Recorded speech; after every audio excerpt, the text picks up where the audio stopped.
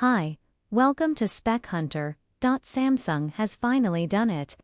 This is the new Galaxy X Fold 7, and it's the biggest upgrade we've seen in their foldable series in years. The Fold 6 was nice, sure, but it was also very expensive. And compared to phones from Oppo, Vivo, and Honor, Samsung had started falling behind. Until now, the Fold 7 changes everything. It brings a bold new design. It's lighter, it's thinner, it runs faster. It has a better camera, new software, and a lot more features. This time, Samsung has packed it with the latest chip, Android 16, and One UI 8. It has the same 200-megapixel main camera that we saw in the S25 Ultra. And the display, bigger, brighter, and better. They've made the frame tougher. The crease is less visible. And despite all these changes, the price is the same in the UK except for the top 1TB model, which now has 16 GB of RAM. That one's gone up slightly. In the US, it might be a little more expensive due to taxes and other reasons. But let's not dive into that right now. Now, the big question is it worth buying? Yes, it's a much better phone, but it's still a Fold. It's still expensive. And even with all the upgrades, it may not totally change how you use it. Still, let's take a closer look. The first big thing to talk about is the new design. When unfolded, the Fold 7 is only 4.2 mm thick. When closed, it's 8.9 mm. That's a huge improvement over the Fold 6, which was 5.6 mm open and 12.1 mm closed. And it's not just thinner, it's lighter too. It weighs only 215 grams. That's actually lighter than the S25 Ultra, which is 218 g. So now, carrying it feels more like a normal phone, not a chunky brick. This is a big deal. For years, foldables felt too thick and heavy. Now that problem is almost gone. Samsung has finally caught up to rivals like Honor, which already had slimmer phones like the Magic V5. In fact, when you look at the camera bumps and overall thickness, the Fold 7 is one of the slimmest foldables on the market. Holding it in your hand, using it throughout the day, it feels just like any other premium phone. And that's a major win. The next big change is the cover screen. It's bigger and wider. It now measures 6.5 inches, up from 6.3 before. And thanks to the new 21:9 aspect ratio, the screen is 5 mm wider. That might not sound like a lot, but when you're typing or browsing, it feels more comfortable and natural. Samsung also made the phone tougher. The back still uses Gorilla Glass Victus too, but the front screen now has Gorilla Glass Ceramic too. That's the same glass they use on the new Edge. It's tougher and more scratch resistant. The frame is also stronger, using Samsung's third-generation Armor aluminum. It's lighter but more durable. They've also redesigned the hinge. It's now 30% slimmer than last year. And because the whole body is thinner, Samsung was able to use 50% thicker ultra-thin glass on the inside screen. That, combined with a new titanium lattice layer under the display, makes it tougher and also reduces the crease. Now, let's be honest, the crease is still there. You'll see it if the light hits it just right. You'll feel it if you run your finger across the screen. But it's less noticeable than before.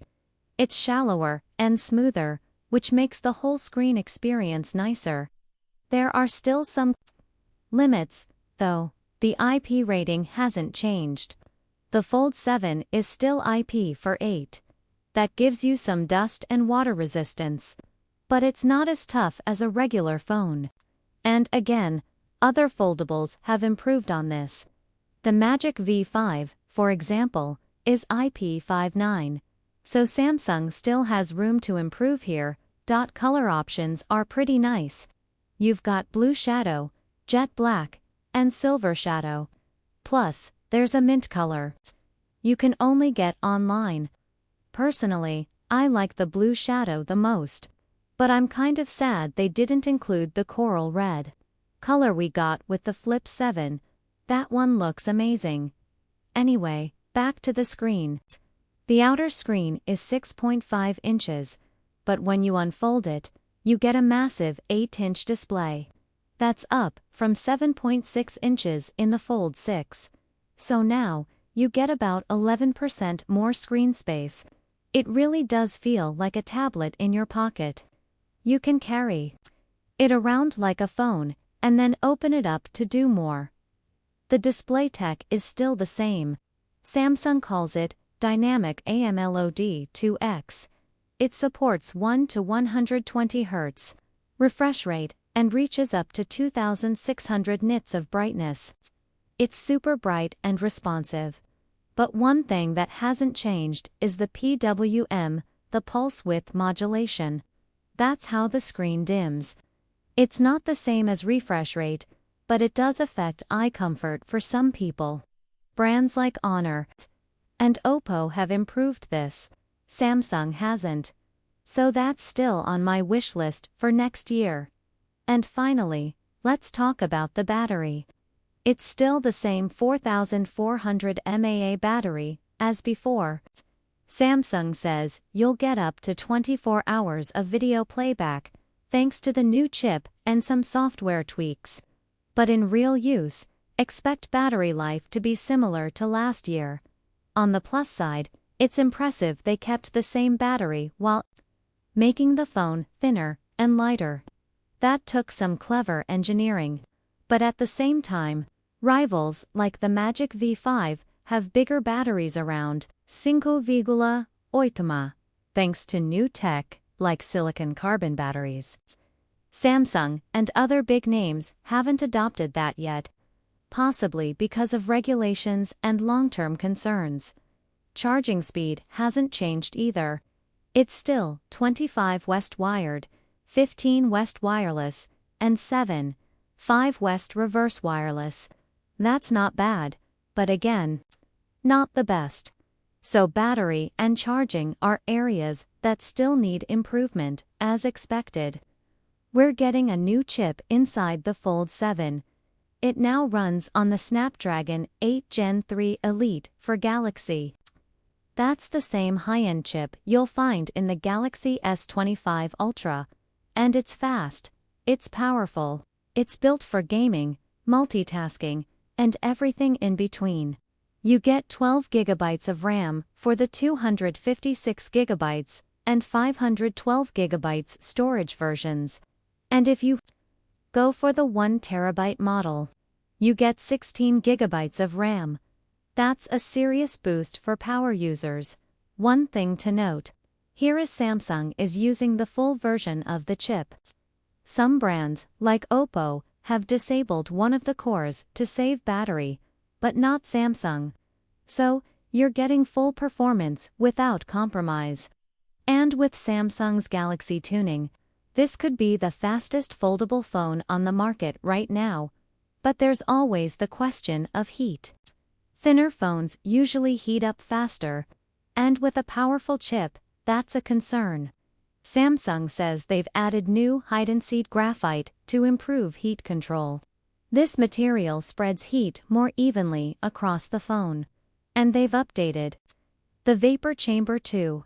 So, in theory, it should handle the heat better than last year. But we'll need real-world testing to confirm that. Now let's move on to the cameras. This is an area where the Fold series has always lagged behind the S series, mostly because of space. Foldables have less room for big camera sensors, but this year, Samsung surprised us. Even with a thinner body, they managed to add a proper upgrade. The Fold 7 now features a 200MP main camera. That's the same resolution as the S25 Ultra, although technically it's a slightly smaller version of that sensor. It still brings a huge step up from the 5MP main camera in the Fold 6, so you can expect more detail, better low-light shots, and sharper images overall. The telephoto lens is still 1MP with 3x optical zoom. On paper, it looks the same. But Samsung says the new chip and updated ProVisual engine give it better processing. That means improved color, better noise control, and slightly clearer zoom shots.